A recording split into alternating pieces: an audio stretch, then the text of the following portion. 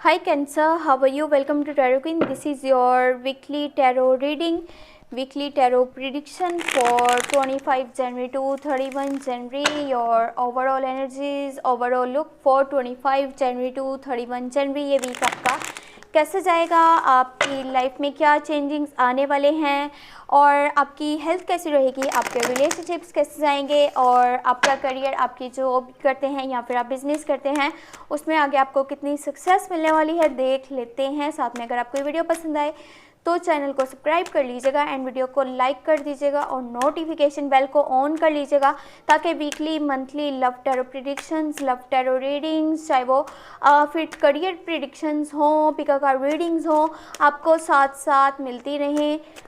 Thank you.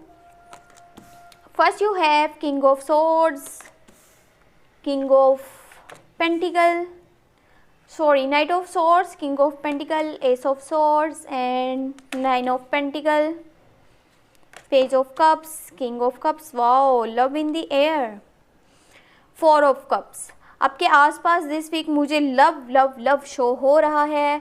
Lots of love from, ऐसे कह लें जितने भी आपके आसपास लोग होंगे या फिर कोई स्पेशल वन भी है जो आपको प्रपोज करना चाह रहा है, जो आपके साथ लॉन्ग टर्म की कमिटमेंट्स करना चाह रहा है, जो आपको रिलेशनशिप का प्रपोजल देने वाला है। अब आपको कोशिश क्या करनी है, आपको ये करना है दिस वीक आप किसी भी चीज़ को लेकर के जल्दबाजी मत दिखाइएगा। कोशिश करिएगा बहुत सुकून से, बहुत इत्मीनान से, बहुत सब्र के साथ आपने अपने फैसले करने हैं। किसी भी जगह जल्दबाजी दिखाना आपके लिए मुश्किल आगे पड़ सकता है, तो थोड़ा सा सब्र लेकर के आराम से आप फैसले करें, सोचें समझें अच्छे से। और यहाँ पे मुझे लग रहा है कि किसी इंसान के साथ आपका बहुत सारा कम्युनिकेशन गैप होने वाला है जिससे आप अच्छे से बातचीत नहीं कर पाएंगे और उनकी एनर्जीज लग रही हैं जिमिनाई, लिब्रा एंड एक्वेरियस।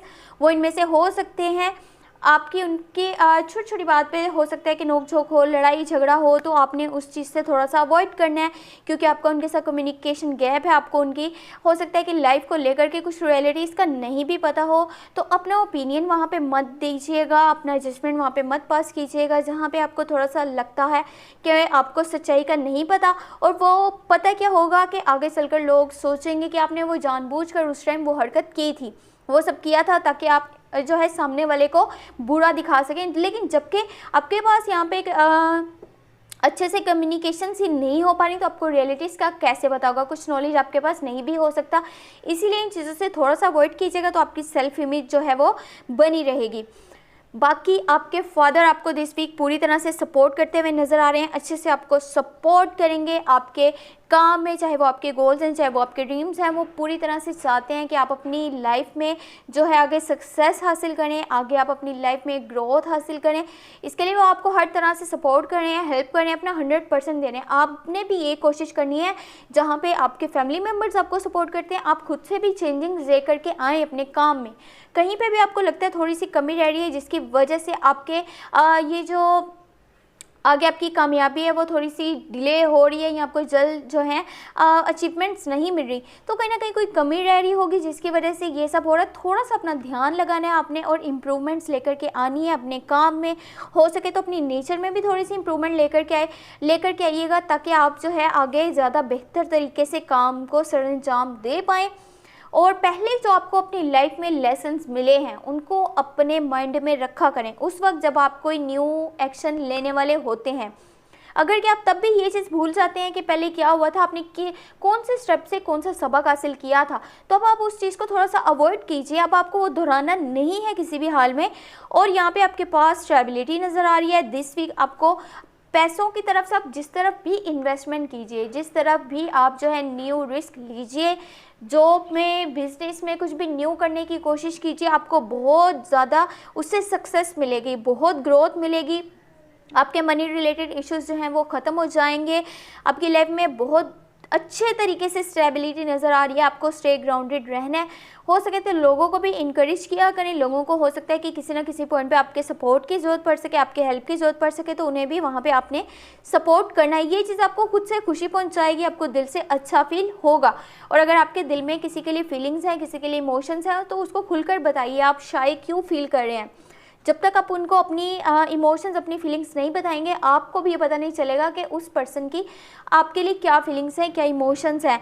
तो आपको खुद से भी ये चीज़ें बतानी होंगी। बाकी किसी को लव की ऑफ़र आप करने वाले हैं तो यहाँ पे एक चीज़ माइंड में रखिएगा, जिस तरह से आप अपनी दिल की बात को किसी के आगे रखते हैं, सामने वाले को बताते हैं, उस तरह से उसकी बात को सुनना भी है। ये लाइक अ नेचर, जो लाइक अ किंग आपकी जो नेचर नज़र आ रही है, उसको आपने बीच में नहीं लेकर के आना। हमेशा ये नहीं होता कि आप ये सोचें कि मैं ही ठीक फैसले करता हूँ, मैं ही ठीक तरह से सोच सकता हूँ, समझ सकता हूँ, तो मेरे जो फैसले हैं वो बिल्कुल ठीक रहते हैं।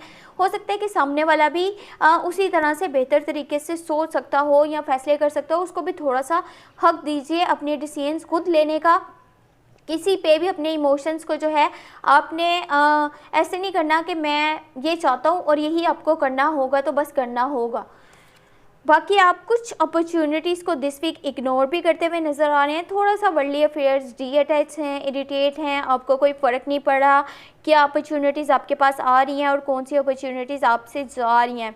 तो इस चीज़ को माइंड में रखें। जब कोई न्यू अपॉर्चुनिटी आती है उसका अच्छे से यूज़ करना, उसको किस तरह से अपने लिए इस्तेमाल करना है ताकि आप उससे ज़्यादा बेनिफिट्स हासिल कर सकें, अपनी लाइफ में पॉजिटिव चेंज ला सकें। ये आपके खुद के ऊपर डिपेंड करता है, इसलिए इन चीज़ों का आपने बहुत सारा ख्याल रखना है।